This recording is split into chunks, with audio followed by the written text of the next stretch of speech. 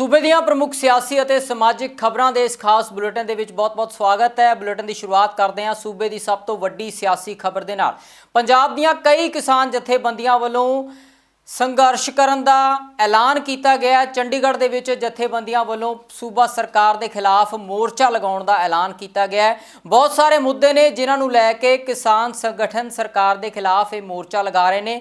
इस मुद्दे के उपर ज़्यादा जानकारी के लिए सीनियर पत्रकार सुरिंदर डल्ला तो जानते हैं की है पूरा मामला, किसान जथेबंदियां क्यों संघर्ष की राह दोबारा तुर रही ने। डल्ला साहब किवें देखते हो, किस कारण करके किसानों वालों यह संघर्ष विढ़िया जा रहा है? देखो, बहुत वड्डी खबर है ये। वड्डी गिणती किसान जथेबंदियां अज भगवंत मान होना दी सरकार के खिलाफ मोर्चा खोल रही ने और पक्का मोर्चा दावा किया जा रहा कि पक्का मोर्चा असी भगवंत मान की सरकार के खिलाफ लाना है।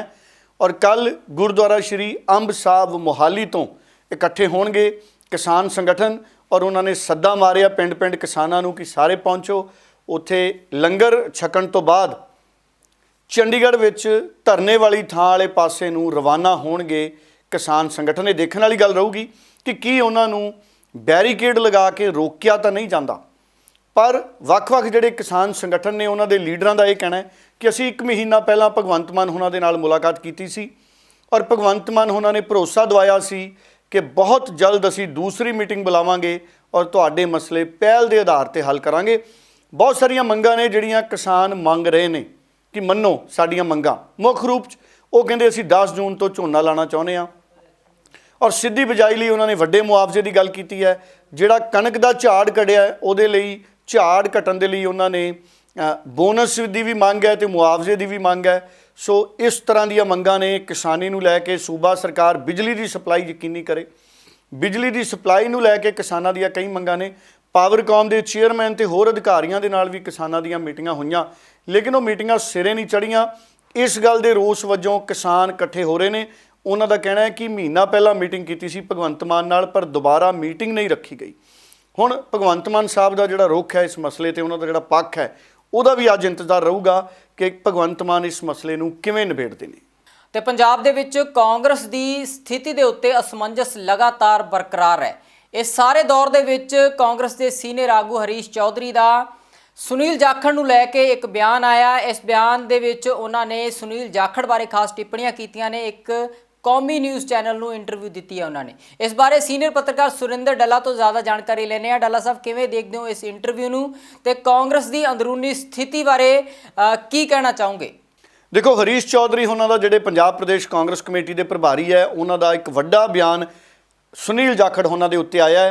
एक कौमी टैलीविजन चैनल के पत्रकार के नाल गलबात कर रहे सन हरीश चौधरी, और हरीश चौधरी ने कहा है कि चोणां तो पहला सुनील जाखड़ साहब की जिहड़ी बयानबाजी सी किते ना किते उहदा पार्टी नूं नुकसान होया। वो ये भी दसदे रहे कि सुनील जाखड़ उन्हां नूं पार्टी ने कई बारी अहुदे भी दिते ने और उन्होंने चोणां भी लड़ाइयां ने। सो कुल मिला के हरीश चौधरी सुनील जाखड़ उन्हां दे कांग्रेस छड्डण तो किसी भी तरह असंतुष्ट या हैरान नज़र नहीं आए, बल्कि उन्होंने ये कहा कि जिहड़ी कार्रवाई उन्होंने खिलाफ की गई है अनुशासनी कार्रवाई किते ना किते पार्टी के संविधान दे विच वो जरूरी सी। दूजे पासे एक पक्ष होर भी है कि हरीश चौधरी इन्हां दे उपर तां जिहड़े साबका प्रधान ने शमशेर सिंह दूलों उन्होंने भी वड्डे इल्ज़ाम लाए सी। हरीश चौधरी बारे एक MP ने भी पोस्ट पाई सी। सो हरीश चौधरी ते भी कई लीडर इल्ज़ाम लाउंदे रहे ने कि टिकटां दी वंड है जिहड़ी वो मैरिट के आधार पर नहीं की गई।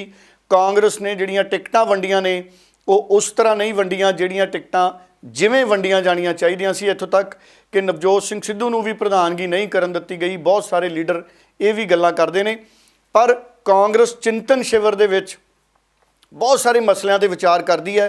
तो हुण सवाल एक भी खड़ा होया आम लोगों के विच कि ना तो चरणजीत चन्नी उन्होंने चिंतन शिविर च बुलाया गया, जे बुलाया गया सी तो फिर चरणजीत चन्नी क्यों नहीं गए, ये वखरा विषय। पर अगर बुलाया गया होंदा तो कांग्रेस पार्टी वालों दस दिता जाना सी। सो बहुत सारे लोग कहते हैं ना सिद्धू नूं बुलाया गया, ना चरणजीत चन्नी नूं बुलाया गया, ना सुनील जाखड़ उन्होंने बुलाया गया, जबकि यही लोग पार्टी के चेहरे सी। किते ये डर तो नहीं सी कांग्रेस की हाई कमांड नूं कि देश भर चों लीडर आने ने चिंतन शिविर दे विच, जे किते चन्नी साहब, सिद्धू साहब, जाखड़ साहब ने कांग्रेस की हाई कमांड दीयां कमियां उजागर करतियां, या नवजोत सिंह सिद्धू ने कैप्टन अमरिंदर सिंह की पिछली सरकार वेले दीयां ਮਾਫੀਆ ਦੇ ਖਿਲਾਫ ਜਿਹੜੀਆਂ ਕਮੀਆਂ ਨੇ, ਜਿਹੜਾ ਮਾਫੀਆ ਨਹੀਂ ਕੰਟਰੋਲ ਕਰ ਸਕੀ ਕਾਂਗਰਸ, ਜਾਂ ਕਾਂਗਰਸ ਦੇ ਕਈ ਲੀਡਰਾਂ ਤੇ ਜਿਹੜੇ ਇਲਜ਼ਾਮ ਲੱਗੇ ਨੇ, ਕਿਤੇ ਉਹਨਾਂ ਦਾ ਖੁਲਾਸਾ ਨਾ ਕਰਦੇ ਨਵਜੋਤ ਸਿੰਘ ਸਿੱਧੂ ਜਾਂ ਸੁਨੀਲ ਜਾਖੜ, ਕਿਸੇ ਇਸ ਡਰ ਤੋਂ ਇਹਨਾਂ ਨੂੰ ਚਿੰਤਨ ਸ਼ਿਵਰ 'ਚ ਨਾ ਬੁਲਾਇਆ ਗਿਆ ਹੋਵੇ। ਇਹ ਵੀ ਚਰਚਾਵਾਂ ਨੇ ਜਿਹੜੀਆਂ ਲੋਕਾਂ ਦੇ ਵਿੱਚ ਨੇ। ਪਰ ਕੁੱਲ ਮਿਲਾ ਕੇ ਕਾਂਗਰਸ ਦੇ ਵਿੱਚ ਨਵੇਂ ਸੂਬੇ 'ਚ ਪ੍ਰਧਾਨ ਵੀ ਆ ਗਏ ਨੇ, ਰਾਜਾ ਵੜਿੰਗ, ਪਰ ਕਾਂਗਰਸ ਦੀਆਂ ਦਿੱਕਤਾਂ ਘਟਦੀਆਂ ਨਜ਼ਰ ਨਹੀਂ ਆ ਰਹੀਆਂ। ਕਾਂਗਰਸ ਦੇ ਬਹੁਤ ਸਾਰੇ ਲੀਡਰ ਨੇ ਜਿਹੜੇ ਉਹ ਵੱਖਰੇ ਸੁਰ 'ਤੇ ਚੱਲ ਰਹੇ ਨੇ। ਹੁਣ ਪਾਰਟੀ ਨੂੰ ਮੈਨੂੰ ਲੱਗਦਾ ਹੈ ਕਿ ਪੰਜਾਬ ਨੂੰ ਲੈ ਕੇ ਵੀ ਕਿਤੇ ਨਾ ਕਿਤੇ ਚਿੰਤਨ ਮੰਥਨ ਕਰਨ ਦੀ ਜ਼ਰੂਰਤ ਹੈ, ਤਾਂ ਕਿ ਕਾਂਗਰਸ ਦਾ ਜਿਹੜਾ ਆਪਸੀ ਜਿਹੜਾ ਮਤਭੇਦ ਦਾ ਦੌਰ ਹੈ ਉਹ ਖਤਮ ਹੋਵੇ। ਚੰਡੀਗੜ੍ਹ ਵਿਖੇ ਸੀਐਮ ਭਗਵੰਤ ਮਾਨ ਵੱਲੋਂ ਅੱਜ ਜਨਤਾ ਦਰਬਾਰ ਲਗਾਇਆ ਗਿਆ, ਜਿੱਥੇ ਵੱਡੀ ਗਿਣਤੀ ਦੇ ਵਿੱਚ ਲੋਕਾਂ ਨੇ ਪਹੁੰਚ ਕੇ ਸੀਐਮ ਭਗਵੰਤ ਮਾਨ ਦੇ ਨਾਲ ਆਪਣੀਆਂ ਮੁਸ਼ਕਲਾਂ ਸਾਂਝੀਆਂ ਕੀਤੀਆਂ ਅਤੇ ਮੁਸ਼ਕਲਾਂ ਦੇ ਹੱਲ ਦੀ ਅਪੀਲ ਵੀ ਕੀਤੀ ਹੈ। ਸੀਐਮ ਮਾਨ ਨਾਲ ਮੁਲਾਕਾਤ ਤੋਂ ਬਾਅਦ ਕੁਝ ਲੋਕਾਂ ਵੱਲੋਂ ਭਰੋਸਾ ਪ੍ਰਗਟ ਕੀਤਾ ਗਿਆ ਹੈ ਕਿ ਉਹਨਾਂ ਦੀਆਂ ਮੁਸ਼ਕਲਾਂ ਦਾ ਹੱਲ ਜ਼ਰੂਰ ਹੋਵੇਗਾ, ਜਦਕਿ ਕੁਝ ਲੋਕ ਅਜਿਹੇ ਵੀ ਸਨ ਜਿਨ੍ਹਾਂ ਨੂੰ ਮੁਲਾਕਾਤ ਦਾ ਸਮਾਂ ਨਹੀਂ ਦਿੱਤਾ ਗਿਆ ਅਤੇ ਉਹ ਸੀਐਮ ਨੂੰ ਮਿਲੇ ਬਿਨਾਂ ਹੀ ਵਾਪਸ ਪਰਤ ਗਏ। ਔਰ ਸਾਨੂੰ ਆਸ ਹੈ ਕਿ ਸਾਨੂੰ ਇਨਸਾਫ ਮਿਲੂਗਾ, ਔਰ ਉਹਨਾਂ ਨੇ ਪੂਰਾ ਭਰੋਸਾ ਦਿਵਾਇਆ ਕਿ 1-2 ਦਿਨਾਂ ਦੇ ਵਿੱਚ ਤੁਹਾਡੀ ਜਿਹੜਾ ਮਸਲਾ ਉਹ ਹੱਲ ਹੋ ਜਾਏਗਾ। ਤੁਸੀਂ ਸੰਤੁਸ਼ਟ ਹੋ ਮਾਨ ਸਰਕਾਰ ਨੂੰ ਮਿਲ ਕੇ? ਲੱਗਦਾ ਸਮੱਸਿਆ ਫੁੱਲੀ ਸੈਟੀਸਫਾਈਡ ਔਰ ਇੰਜ ਲੱਗ ਰਿਹਾ ਸੀ ਕਿ ਜਿਵੇਂ ਮੈਂ ਆਪਣੇ ਬੇਟੇ ਨਾਲ ਬੈਠੀ ਅੱਗੇ ਗੱਲ ਕਰ ਰਹੀ ਹਾਂ। ਇੰਨੀਆਂ ਸਰਕਾਰਾਂ ਆਈਆਂ, ਕਿਸੇ ਨੇ ਸਾਡੀ ਬਾਤ ਨਹੀਂ ਪੁੱਛੀ, ਕਿਸੇ ਨੇ ਬਲਕਿ ਤੰਗ ਹੀ ਕੀਤਾ, ਲੇਕਿਨ ਅੱਜ ਬਹੁਤ ਹੀ ਵਧੀਆ ਲੱਗਿਆ ਬੇਟਾ। ਬਦਲਾਵ ਦਾ ਰੁਖ ਦੇਖਣ ਨੂੰ ਮਿਲ ਰਿਹਾ ਪੰਜਾਬ 'ਚ। ਬਿਲਕੁਲ ਬਿਲਕੁਲ ਜੀ, ਇਨਕਲਾਬ ਜ਼ਿੰਦਾਬਾਦ ਹੋਈ ਪਈ ਹੈ। ਬਿਲਕੁਲ ਬਹੁਤ ਵਧੀਆ ਬੇਟਾ, ਕਾਮਯਾਬ ਹੋਊਗਾ ਸਾਰਾ ਕੁਝ। ਇਸੇ ਤਰ੍ਹਾਂ ਲੋਕਾਂ ਦੀਆਂ ਤਕਲੀਫਾਂ ਸੁਣਨਗੇ ਔਰ ਉਹਨਾਂ ਦਾ ਪਾਰ ਉਤਾਰਾ ਹੋਊਗਾ ਤਾਂ ਮੈਂ ਕਹਿੰਦੀ ਹਾਂ ਪੰਜਾਬ ਇੱਕ ਸੱਚੀ ਰੰਗਲਾ ਪੰਜਾਬ ਬਣ ਜਾਊਗਾ। ਬਹੁਤ ਵਧੀਆ। ਤੇ ਉਮੀਦ ਹੈ ਵੀ ਇਹ ਜੇ ਇਸ ਤਰ੍ਹਾਂ ਕੰਮ ਕਰਦੇ ਰਹੇ ਤਾਂ 5-7 ਸਾਲ 'ਚ ਕੋਈ ਸੁਧਾਰ ਹੋ ਸਕਦਾ। ਹੁਣ ਮਾਨ ਸਾਹਿਬ ਨੇ ਕੀ ਤੁਹਾਨੂੰ ਤਸੱਲੀ ਕੀ ਦਿੱਤੀ? ਮੈਨੂੰ ਤਸੱਲੀ ਇਹ ਦਿੱਤੀ ਹੈ ਕਿ ਮੈਂ ਖੁਦ ਵੀ ਕੁਝ ਨਹੀਂ ਮੰਗਿਆ। ਮੈਂ ਕਿਹਾ ਮੇਰੇ 32,000 ਜਾਂਦਾ ਜਾਣ ਦਿਓ, ਪਰ ਉਹਨਾਂ ਬੰਦਿਆਂ ਤੋਂ ਆਰਾਮ ਨਾਲ ਬੋਲਿਆ ਕਰੋ ਯਾਰ, ਦੇ ਖਿਲਾਫ ਕੇਸ ਰਜਿਸਟਰ ਹੋਣਾ ਚਾਹੀਦਾ ਹੈਗਾ ਤੇ ਪਬਲਿਕ ਇੰਟਰਸਟ 'ਚ ਹੋਣਾ ਚਾਹੀਦਾ ਹੈ, ਕਿਉਂਕਿ ਬਹੁਤ ਸਾਰੇ ਲੋਕ ਨੇ ਲੁੱਟੇ ਜਾ ਰਹੇ ਨੇ। ਮੈਂ ਇਕੱਲਾ ਨਹੀਂ ਲੁੱਟਿਆ ਗਿਆ, ਮੇਰੇ ਨਾਲ ਹੋਰ ਵੀ 3-4 ਹੈਗੇ ਸੰਗਰੂਰ ਦੇ, ਤੇ ਪਰ ਉਹਨਾਂ ਨੇ ਮੈਨੂੰ ਬਹੁਤ ਤਸੱਲੀ ਦਿਵਾਈ ਹੈ ਤੇ ਮੈਂ ਫੁੱਲੀ ਸੈਟੀਸਫਾਈਡ ਹਾਂ। ਉਧਰ ਐਸਸੀ ਕਮਿਸ਼ਨ ਦੇ ਚੇਅਰਮੈਨ ਵਿਜੇ ਸਾਪਲਾ ਮੀਡੀਆ ਦੇ ਰੂਬਰੂ ਹੋਏ। ਇਸ ਮੌਕੇ ਮੀਡੀਆ ਨਾਲ ਗੱਲਬਾਤ ਕਰਦਿਆਂ ਵਿਜੇ ਸਾਪਲਾ ਨੇ ਸੂਬਾ ਸਰਕਾਰ ਦੇ ਉੱਪਰ ਤਿੱਖੇ ਸਿਆਸੀ ਇਲਜ਼ਾਮ ਲਗਾਏ ਨੇ। ਵਿਜੇ ਸਾਪਲਾ ਨੇ ਕਿਹਾ ਹੈ ਕਿ ਐਸਸੀ ਭਾਈਚਾਰੇ ਦੀਆਂ ਮੁਸ਼ਕਲਾਂ ਦੇ ਵਿੱਚ ਵਾਧਾ ਹੋਇਆ ਹੈ। ਉਹਨਾਂ ਇਸ ਮੌਕੇ ਆਮ ਆਦਮੀ ਪਾਰਟੀ ਦੀ ਸਰਕਾਰ ਦੇ ਵਿੱਚ ਕਾਨੂੰਨ ਵਿਵਸਥਾ ਨੂੰ ਲੈ ਕੇ ਵੀ ਵੱਡੇ ਸਵਾਲ ਖੜੇ ਕੀਤੇ ਨੇ। ਪਰ ਜਿਹੜੀਆਂ ਅਲਾਟਮੈਂਟਾਂ ਹੁੰਦੀਆਂ ਔਰ ਉਹ ਅਲਾਟਮੈਂਟਸ ਐਸਸੀ ਕੋਟੇ ਨੂੰ ਹੋਈਆਂ ਉਹ ਵੀ ਮੰਦਭਾਗੀ ਹੈ।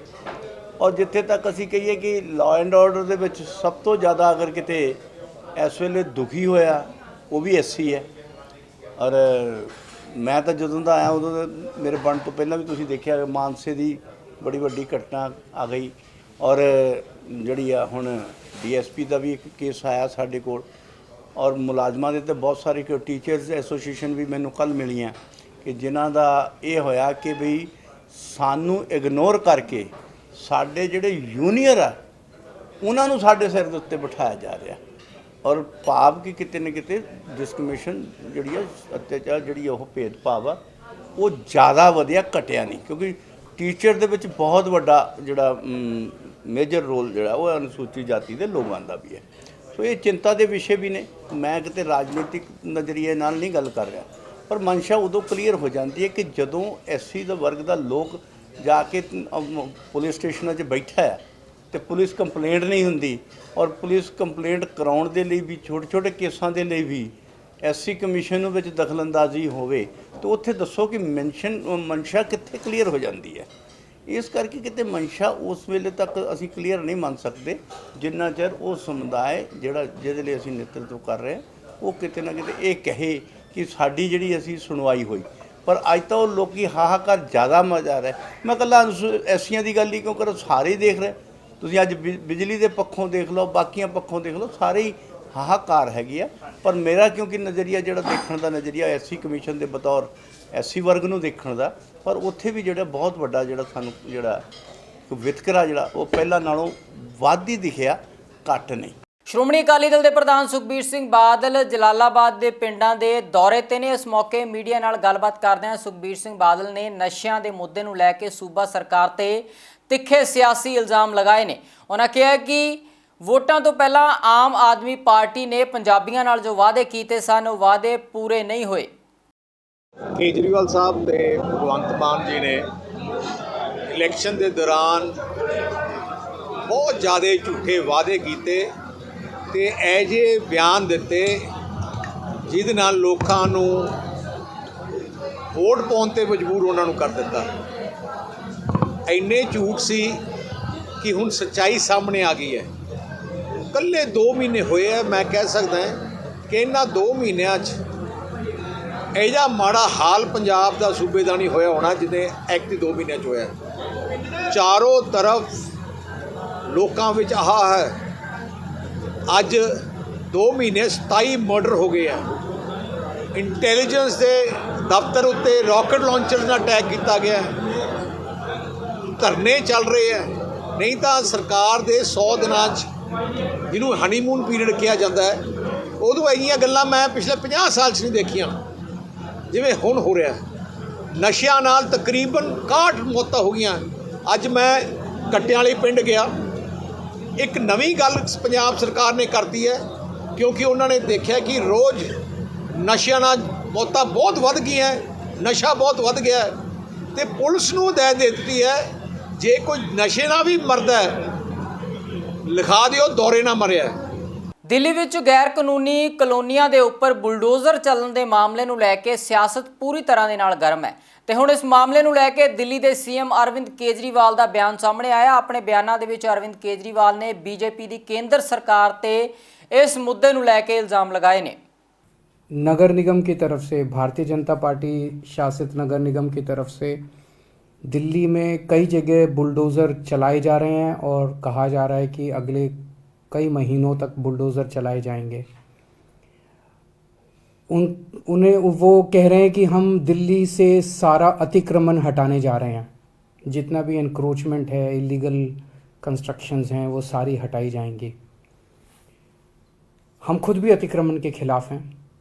हम नहीं चाहते कि एनक्रोचमेंट्स होनी चाहिए, हम नहीं चाहते कि इलीगल बिल्डिंग्स बननी चाहिए। 2 चीज़ें इसमें इम्पॉर्टेंट हैं। एक ये कि पिछले 75 साल में दिल्ली जिस तरह से बना है, दिल्ली प्लान्ड तरीके से नहीं बना। दिल्ली जिस तरह से दिल्ली का विस्तार हुआ, दिल्ली जिस तरह से बनी, 80% से ज़्यादा दिल्ली इलीगल या एनक्रोच्ड कही जा सकती है। 80% से ज़्यादा दिल्ली जो है वो अतिक्रमण के दायरे में आएगी। तो एक प्रश्न उठता है कि क्या 80% दिल्ली को तोड़ा जाएगा? दूसरी बात ये उठती है कि जिस तरीके से अतिक्रमण को हटाया जा रहा है, ना कोई कागज़ हैं, ना किसी को मौका दिया जा रहा। बुलडोज़र बस लेके किसी भी कॉलोनी में पहुंच जाते हैं और किसी का भी घर तोड़ने लग जाते हैं, किसी की भी दुकान तोड़ने लग जाते हैं। वो आदमी कागज़ लेके खड़ा है सड़क के ऊपर, चिल्ला रहा है, दया की भीख मांग रहा है कि मेरे कागज़ तो देख लो, मेरे पास हैं कागज़, मेरे पास हैं, मेरा जो ये है ये इलीगल नहीं है, ये इनक्रोच नहीं है। मैं कई 40 साल से यहाँ पे रह रहा हूँ, मेरे पास कागज़ भी हैं। कोई कागज़ नहीं देखे जा रहे, बस बुलडोज़र चलाया जा रहा है। ਹਿਮਾਚਲ ਪ੍ਰਦੇਸ਼ ਤੋਂ ਕਾਂਗਰਸ ਦੀ ਆਗੂ ਪ੍ਰਤਿਭਾ ਸਿੰਘ ਦਾ ਬਿਆਨ ਸਾਹਮਣੇ ਆਇਆ ਹੈ। ਮੀਡੀਆ ਦੇ ਨਾਲ ਗੱਲਬਾਤ ਕਰਦੇ ਉਹਨਾਂ ਕਿਹਾ ਹੈ ਕਿ ਜੈਪੁਰ ਵਿਖੇ ਹੋਏ ਕਾਂਗਰਸ ਦੇ ਚਿੰਤਨ ਸ਼ਿਵਰ ਦੇ ਵਿੱਚ ਸੂਬੇ ਦੇ ਵਿੱਚ ਕਾਂਗਰਸ ਦੇ ਹਾਲਾਤਾਂ ਤੇ ਵਿਚਾਰ ਚਰਚਾ ਕੀਤੀ गई है। अभी जो ये पिछले 5 राज्यों में जो चुनाव हुए, उसके चुनाव का परिणाम बहुत ज़्यादा बेहतर नहीं रहा, कांग्रेस के पक्ष में नहीं रहा। हमारे वर्कर्स ने बहुत मेहनत की थी, बहुत काम किया था और हमें पूर्ण विश्वास था कि हम इनमें से कुछ 1-2 राज्य को अवश्य जीतेंगे, परंतु परिणाम हमारे अरमानों के खिलाफ रहे।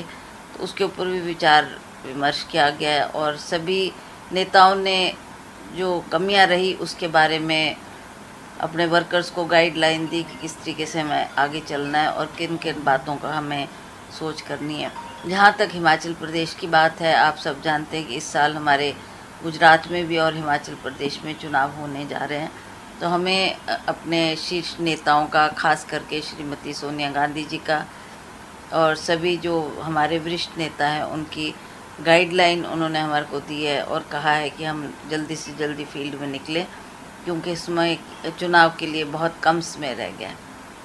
तो उन बातों को रखते हुए आज हमने उनको ये आश्वासन दिया कि शीघ्र अतिशीघ्र हम फील्ड में जाकर जो जो उन्होंने बताया हमारे को किस तरीके से काम करना, उस पर काम करना शुरू करेंगे। सूबे ਦੇ ਵਿੱਚ ਖੇਤੀ ਨੂੰ ਲੈ ਕੇ ਕਿਸਾਨ ਆਗੂ ਰਜਿੰਦਰਦੀਪ ਸਿੰਘ ਦਾ ਅਹਿਮ ਬਿਆਨ ਸਾਹਮਣੇ ਆਇਆ। ਉਹਨੇ ਕਿਹਾ ਹੈ ਕਿ ਹਰੇ ਇਨਕਲਾਬ ਨੇ ਪੰਜਾਬ ਦੇ ਵਿੱਚ ਕਿਸਾਨੀ ਦਾ ਨੁਕਸਾਨ ਕੀਤਾ ਹੈ। ਉਹਨਾਂ ਕਿਹਾ ਹੈ ਕਿ ਹੁਣ ਝੋਨੇ ਨੂੰ ਅਲਵਿਦਾ ਕਹਿਣ ਦਾ ਵਕਤ ਆ ਚੁੱਕਾ ਹੈ। ਇਸ ਮੌਕੇ ਰਜਿੰਦਰਦੀਪ ਸਿੰਘ ਨੇ ਸਾਰੀਆਂ ਦਾਲਾਂ ਦੀਆਂ ਫਸਲਾਂ ਦੇ ਉੱਪਰ MSP ਦੀ ਮੰਗ ਵੀ ਕੀਤੀ ਹੈ। ਅਸੀਂ ਮੰਨਦੇ ਕਿ ਪੰਜਾਬ ਦੇ ਜਿਹੜਾ ਹਰੇ ਇਨਕਲਾਬ ਦਾ ਖੇਤੀ ਮਾਡਲ ਆ ਇਹ ਹਰਾ ਘੱਲੂ ਘਰਾ ਸਾਬਤ ਹੋਇਆ। ਇਹਨੇ ਪੰਜਾਬ ਦਾ ਹਵਾ ਪਾਣੀ ਮਿੱਟੀ ਪਲੂਟ ਕੀਤਾ, ਪੰਜਾਬ ਦੇ ਲੋਕਾਂ ਨੂੰ ਭਿਆਨਕ ਬਿਮਾਰੀਆਂ ਦਿੱਤੀਆਂ, ਪੰਜਾਬ ਦੇ ਕਿਸਾਨਾਂ ਨੂੰ ਕਰਜ਼ਾਈ ਕੀਤਾ ਔਰ ਪੇਂਡੂ ਮਜ਼ਦੂਰਾਂ ਦੇ ਕੋਲੋਂ ਜਿਹੜਾ ਵੱਡੀ ਪੱਧਰ ਤੇ ਰੁਜ਼ਗਾਰ ਜਿਹੜਾ ਸੀ ਉਹ ਖੋਇਆ। ਪਰ ਸਰਕਾਰ ਇਸ ਖੇਤੀ ਮਾਡਲ ਦਾ ਬਦਲ ਪੇਸ਼ ਕਰਨ ਦੀ ਬਜਾਏ, ਇਹਨੂੰ ਹੱਲ ਕਰਨ ਦੀ ਬਜਾਏ ਝੋਨੇ ਦੀਆਂ ਤਰੀਕਾਂ ਨੂੰ ਅੱਗੇ ਪਿੱਛੇ ਕਰ ਰਹੀ ਹੈ ਜਾਂ ਝੋਨੇ ਦੇ ਤਰੀਕੇ ਲਿਆ ਰਹੀ ਵੀ ਝੋਨੇ ਦੀ ਸਿੱਧੀ ਬਿਜਾਈ ਕਰ ਲਓ। ਅਸੀਂ ਕਹਿੰਦੇ ਕਿ ਨਾ ਤਰੀਕ ਮਾਮਲਾ ਹੈਗਾ ਨਾ ਤਰੀਕਾ ਮਾਮਲਾ ਹੈਗਾ ਝੋਨਾ। ਪੰਜਾਬ ਦੇ ਵਿੱਚ ਝੋਨੇ ਨੂੰ ਅਲਵਿਦਾ ਕਹਿਣ ਦਾ ਸਮਾਂ ਆ ਚੁੱਕਾ ਹੈਗਾ। ਇਸ ਕਰਕੇ ਪੰਜਾਬ ਦੇ ਵਿੱਚ ਝੋਨੇ ਹੇਠੋਂ ਜਿਹੜਾ ਰਕਬਾ ਹੈਗਾ ਉਹ ਕੱਢਿਆ ਜਾਵੇ ਔਰ ਜਿਹੜੀ ਖੇਤੀ ਨੀਤੀ ਆ ਉਹ ਸਥਾਨਕ ਲੋੜਾਂ ਔਰ ਸਥਾਨਕ ਵਾਤਾਵਰਣ ਦੇ ਮੁਤਾਬਕ ਬਣਾਈ ਜਾਵੇ। ਉਹ 'ਚ ਦੋ ਤਿੰਨ ਮੋਟੀਆਂ ਗੱਲਾਂ ਨੇ, ਜਿਵੇਂ ਪੰਜਾਬ ਦੇ ਵਿੱਚ ਦਾਲਾਂ ਨੇ। ਪੰਜਾਬ ਜਿੰਨੀ ਦਾਲ ਖਾਂਦਾ, ਪੰਜਾਬ 94% ਦੀ ਦਾਲ ਜਿਹੜੀ ਆ ਉਹ ਬਾਹਰੋਂ ਮੰਗਾਉਂਦਾ, ਸਿਰਫ 6% ਦੀ ਦਾਲ ਆਪਣੀ ਜਿਹੜੀ ਆ ਉਹ ਪੈਦਾ ਕਰਦਾ ਹੈਗਾ।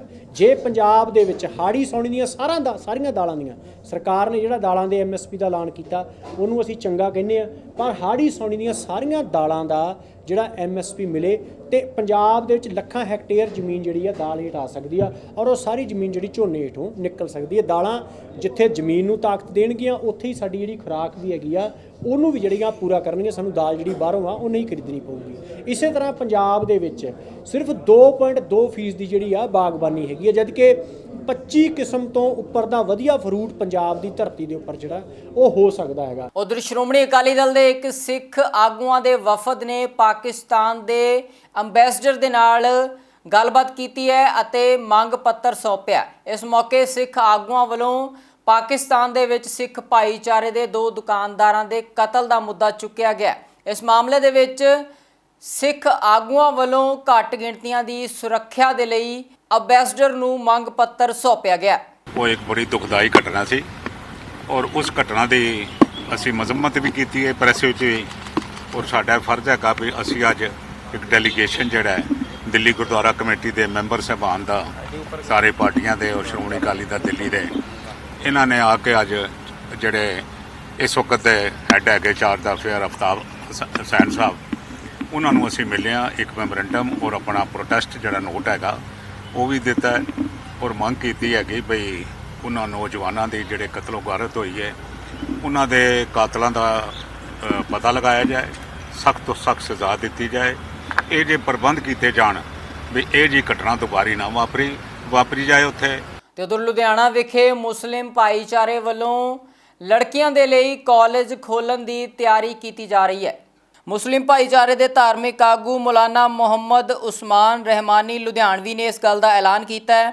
ਉਹਨਾਂ ਕਿਹਾ ਹੈ ਕਿ ਇਸ ਕਾਲਜ ਦੇ ਵਿੱਚ ਜ਼ਰੂਰਤਮੰਦ ਲੜਕੀਆਂ ਨੂੰ ਮੁਫਤ ਸਿੱਖਿਆ ਮੁਹੱਈਆ ਕਰਵਾਈ ਜਾਵੇਗੀ। ਮੈਂ ਸਮਝਦਾ ਹਾਂ ਕਿ ਲੰਬੀ ਮਿਹਨਤ ਤੋਂ ਬਾਅਦ ਅਸੀਂ ਸਾਰਿਆਂ ਨੇ ਕੱਲ ਸ਼ਾਮੇ ਸਰਬਸੰਮਤੀ ਦੇ ਨਾਲ ਫੈਸਲਾ ਕੀਤਾ ਹੈ ਕਿ ਬੇਟੀਆਂ ਦੇ ਲਈ ਲੁਧਿਆਣੇ ਦਾ ਮੁਸਲਿਮ ਸਮਾਜ ਜਿਹੜਾ ਹੈ ਉਹ ਹਬੀਬ ਗਰਲਸ ਕਾਲਜ ਦੀ ਜਿਹੜੀ ਹੈ ਸਥਾਪਨਾ ਕਰੇਗਾ ਜੀ ਇਨਸ਼ਾਅੱਲਾ। ਹਬੀਬ ਗਰਲਸ ਕਾਲਜ ਜਿਹੜਾ ਹੈ ਉਹ 3 ਏਕੜ ਜਗ੍ਹਾ ਦੇ ਵਿੱਚ ਬਣਾਇਆ ਜਾਏਗਾ। ਜਗ੍ਹਾ ਉਹਦੇ ਲਈ ਲੈ ਲਿੱਤੀ ਗਈ ਹੈ ਔਰ ਹਬੀਬ ਗਰਲਸ ਕਾਲਜ ਜਿਹੜਾ ਜਰਨਲ ਕਾਲਜ ਹੋਏਗਾ ਜਿਹਦੇ 'ਚ ਕਿਸੇ ਵੀ ਧਰਮ ਦੀਆਂ, ਰਾਸ਼ਟਰ ਦੀਆਂ ਬੇਟੀਆਂ ਜਿਹੜੀ ਵੀ ਲੋਕ ਭਾਰਤ ਦੇ ਵਿੱਚ ਰਹਿੰਦੇ ਨੇ ਉਹਨਾਂ ਦੀ ਬੇਟੀਆਂ ਜਿਹੜੀਆਂ ਨੇ ਉਸ ਕਾਲਜ ਦੇ ਵਿੱਚ ਆਰਾਮ ਦੇ ਨਾਲ ਤਾਲੀਮ ਹਾਸਲ ਕਰ ਸਕਣਗੀਆਂ। ਜਿੰਨੇ ਵੀ ਆਮ ਜਰਨਲ ਕੋਰਸਿਸ ਹੁੰਦੇ ਨੇ BEd ਦੇ, MA ਦੇ, BA ਦੇ ਜਾਂ +1 ਜਾਂ +2 ਆਉਣ ਵਾਲੇ ਸਮੇਂ 'ਚ ਕਾਲਜਾਂ 'ਚ ਸ਼ੁਰੂ ਹੋਏਗੀ ਉਹ, ਜਾਂ ਕੁਝ ਹੋਰ ਪ੍ਰੋਫੈਸ਼ਨਲ ਕੋਰਸਿਸ ਜਿਹੜੇ ਨੇ ਅਲੱਗ-ਅਲੱਗ ਯੂਨੀਵਰਸਿਟੀਆਂ ਤੋਂ ਅਪਰੂਵ ਕਰਵਾ ਕੇ ਇਸ ਕਾਲਜ ਦੇ ਵਿੱਚ ਰੱਖੇ ਜਾਣਗੇ। ਤੇ ਮੁਸਲਿਮ ਸਮਾਜ ਵੱਲੋਂ ਪੰਜਾਬ ਦੀ ਧਰਤੀ ਤੇ ਖੋਲ੍ਹਿਆ ਜਾਣ ਵਾਲਾ ਇਹ ਪਹਿਲਾ ਕਾਲਜ ਹੋਏਗਾ। ਲੇਕਿਨ ਇਸ ਕਾਲਜ ਦੇ ਵਿੱਚ ਬਿਨਾਂ ਕਿਸੇ ਧਾਰਮਿਕ ਪਾਬੰਦੀ ਦੇ ਸਰਬ ਧਰਮ ਦੀ ਬੇਟੀਆਂ ਨੂੰ ਇਸ ਗੱਲ ਦੀ ਇਜਾਜ਼ਤ ਹੋਏਗੀ ਕਿ ਉਹ ਹਬੀਬ ਗਰਲਸ ਕਾਲਜ ਦੇ ਵਿੱਚ ਤਾਲੀਮ ਹਾਸਲ ਕਰ ਸਕਣ। ਉਧਰ ਜਲਾਲਾਬਾਦ ਵਿਖੇ ਕਿਸਾਨਾਂ ਵੱਲੋਂ ਰੋਸ ਪ੍ਰਦਰਸ਼ਨ ਕੀਤਾ ਗਿਆ। ਕਿਸਾਨਾਂ ਨੇ ਇਲਜ਼ਾਮ ਲਗਾਏ ਨੇ ਕਿ ਸੂਬਾ ਸਰਕਾਰ ਵੱਲੋਂ ਖੇਤੀਬਾੜੀ ਲਈ ਪਾਣੀ ਦਾ ਉਚਿਤ ਪ੍ਰਬੰਧ ਨਹੀਂ ਕੀਤਾ ਜਾ ਰਿਹਾ। ਉਹਨਾਂ ਨੂੰ ਨਾ ਤਾਂ ਨਹਿਰੀ ਪਾਣੀ ਮਿਲ ਰਿਹਾ ਹੈ ਅਤੇ ਨਾ ਹੀ ਬਿਜਲੀ ਸਮੇਂ ਸਿਰ ਆ ਰਹੀ ਹੈ, ਜਿਸ ਕਾਰਨ ਉਹਨਾਂ ਦਾ ਫਸਲਾਂ ਦਾ ਨੁਕਸਾਨ ਹੋ ਰਿਹਾ ਹੈ। ਸਾਡੇ ਇੱਥੇ ਇਸ ਏਰੀਆ ਦੀ ਬਹੁਤ ਵੱਡੀ ਸਮੱਸਿਆ, ਨਹਿਰਾਂ 'ਚ ਪਾਣੀ ਨਹੀਂ। ਤਕਰੀਬਨ ਇੱਕ ਵਾਰੀ ਲੱਗੀ ਜ਼ਿਮੀਂਦਾਰਾਂ ਨੂੰ, ਅੱਧੀ ਬਜਾਈ ਨਰਮੇ ਦੀ ਰਹਿੰਦੀ, ਜਿਹੜੀ ਬਜਾਈ ਹੋਣ ਵਾਲੀ। ਲਾਈਟ ਵਾਲੇ ਉਹ ਅੱਜ 7 ਦਿਨਾਂ ਬਾਅਦ ਲਾਈਟ ਉਹਨਾਂ ਭੇਜੀ ਸਾਨੂੰ। ਉਹ ਵੀ ਅੱਜ ਮੈਂ ਮੁਲਾਜ਼ਮਾਂ ਨਾਲ ਸਾਡੀ ਗੱਲ ਹੋਈ, ਉਹ ਆਦੇ ਵੀ ਸਿਰਫ 4 ਘੰਟੇ ਦੇਵਾਂਗੇ। 4 ਘੰਟਿਆਂ ਨਾਲ ਤਾਂ ਸਾਡਾ ਖਾਲੇ 'ਚ ਹੀ ਪਾਣੀ ਰੁਕ ਜਾਣਾ ਜੀ। ਸਾਡੀ ਇਸ ਕਰਕੇ ਸਰਕਾਰ ਨੂੰ ਬੇਨਤੀ ਹੈ ਵੀ ਘੱਟ ਤੋਂ ਘੱਟ 8 ਘੰਟੇ ਸਾਨੂੰ ਜਿਹੜੀ ਬਿਜਲੀ ਸਪਲਾਈ ਦੇਵੇ ਤੇ ਜਲਦੀ ਤੋਂ ਜਲਦੀ ਜਿਹੜਾ ਨਹਿਰਾਂ 'ਚ ਪਾਣੀ ਛੱਡਿਆ ਜਾਵੇ, ਜਿਹੜੀ ਕਿ ਸਾਡੀ ਬਜਾਈ ਉਹ ਪੂਰੀ ਹੋ ਸਕੇ। ਸਾਡੇ ਬਾਗਾਂ ਦਾ ਬਹੁਤ ਬੁਰਾ ਹਾਲ ਹੈ, ਪੱਠਿਆਂ ਦਾ ਜਿਹੜਾ ਪਸ਼ੂ ਹਰੇ ਚਾਰੇ ਤੋਂ ਬਿਨਾਂ ਬਹੁਤ ਬੁਰਾ ਹਾਲ ਸਾਡਾ ਹੋ ਚੁੱਕਿਆ ਜੀ। ਇਸ ਕਰਕੇ ਸਰਕਾਰ ਨੂੰ ਬੇਨਤੀ ਹੈ, ਜੇ ਨਾ ਸਰਕਾਰ ਨੇ ਸਾਡੀ ਸੁਣੀ ਤਾਂ ਫਿਰ ਸਾਨੂੰ ਕੋਈ ਅੱਗੇ ਵਾਸਤੇ ਹੋਰ ਸਾਨੂੰ ਕਦਮ ਚੁੱਕਣਾ ਪਊਗਾ, ਧਰਨਾ ਲਾਉਣਾ ਪਊਗਾ। ਇਸ ਕਰਕੇ ਅਸੀਂ ਬੇਨਤੀ ਕਰਦੇ ਹਾਂ ਵੀ ਜਲਦੀ ਤੋਂ ਜਲਦੀ ਜਿਹੜੀ ਸਾਨੂੰ ਅੱਜ ਜਿਹੜੀ ਸਪਲਾਈ ਦਿੱਤੀ ਹੈ ਉਹ ਘੱਟੋ ਘੱਟ 8 ਘੰਟੇ ਚਲਾਉਣ।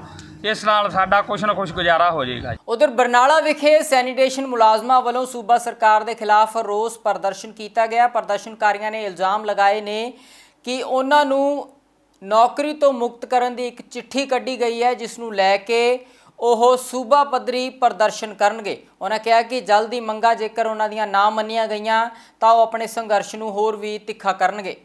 ਇਹ ਜੀ ਜਲ supply sanitation contract worker register number 31 union ਬਣੀਓ ਕੀਤਾ ਜਾ ਰਿਹਾ। ਅਸੀਂ ਪਿਛਲੇ ਲੰਬੇ ਸਮੇਂ ਤੋਂ ਸੰਘਰਸ਼ ਕਰਦੇ ਆ ਰਹੇ ਹਾਂ, ਪਰ ਸਰਕਾਰ ਨੇ ਕਿਸੇ ਨੇ ਵੀ ਸਾਡੀ ਸੁਣਵਾਈ ਨਹੀਂ ਕੀਤੀ। ਹੁਣ ਅਸੀਂ ਦੁਬਾਰਾ ਆਪਦੀ ਪ੍ਰਪੋਜ਼ਲ ਲਾਗੂ ਕਰਾਉਣ ਦੇ ਸਬੰਧ ਦੇ ਵਿੱਚ ਜਿਹੜਾ ਸੀਗਾ ਸੀਐਮ ਸਾਹਿਬ ਦੇ ਧਰਨਾ ਦਿੱਤਾ ਸੀਗਾ, ਕਿਉਂਕਿ ਉਹਨਾਂ ਨੇ ਸਾਨੂੰ ਟਾਈਮ ਨਹੀਂ ਦਿੱਤਾ ਸੀ ਸੰਗਰੂਰ। ਉਸ ਤੋਂ ਬਾਅਦ ਸਾਨੂੰ ਟਾਈਮ ਮਿਲਿਆ, ਪਰੰਤੂ ਜਿਹੜੀ ਸਾਡੀ ਉੱਚ ਮੈਨੇਜਮੈਂਟ ਆ ਉਹਨਾਂ ਨੇ ਸਾਡੀਆਂ ਤਨਖਾਹਾਂ ਦਾ ਵਾਅਦਾ ਕੀਤਾ ਸੀ ਉਹ ਵਾਪਸ ਲੈ ਲਿਆ। ਵਧਾਉਣ ਦੀ ਜਗ੍ਹਾ ਤੇ ਹੁਣ ਇੱਕ ਹੋਰ ਲੈਟਰ ਆ ਜਿਹੜਾ ਆਪਦੇ ਬਣੀ ਜਾਰੀ ਕੀਤਾ ਗਿਆ ਕਿ ਤੁਸੀਂ ਜਿਹੜੇ ਹੈਗੇ ਹੋਗੇ ਕਿਸੇ ਰਿਟਾਇਰ ਅਧਿਕਾਰੀ ਦੇ ਰੱਖੇ ਹੋਏ ਹੋ ਜਾਂ ਰਿਟਾਇਰ ਜਈਆਂ ਦੇ ਰੱਖੇ ਹੋਏ ਹੋਗੇ, ਵੀ ਤੁਸੀਂ ਜਿਹੜਾ ਹੈਗਾ ਸਿੱਧੇ ਪੱਧਰ ਦੇ ਉੱਤੇ ਵਿਭਾਗ ਦੇ ਵਿੱਚ ਨਹੀਂ ਹੈਗੇ। ਹਾਲਾਂਕਿ ਜਿਹੜੇ ਵੀ ਮੁਲਾਜ਼ਮ 10 ਸਾਲਾਂ ਤੋਂ ਜਿਹੜੇ ਕੰਮ ਕਰ ਰਹੇ ਹੈਗੇ ਉਹਨਾਂ ਨੂੰ ਰੱਖਣ ਸਮੇਂ ਵਿਭਾਗ ਨੇ ਹੀ ਸੋਚਣਾ ਸੀਗਾ ਵੀ ਅਸੀਂ ਕਿਹਨਾਂ ਨੂੰ ਰੱਖਣਾ, ਪਰ ਉਦੋਂ ਤੋਂ ਲੈ ਕੇ 10 ਸਾਲਾਂ ਤੋਂ ਸਾਡਾ ਸ਼ੋਸ਼ਣ ਹੁੰਦਾ ਆ ਰਿਹਾ। 2000 ਰੁਪਇਆ ਮਹੀਨੇ ਤੇ ਵੀ ਅਸੀਂ ਕੰਮ ਕੀਤਾ ਹੈਗਾ।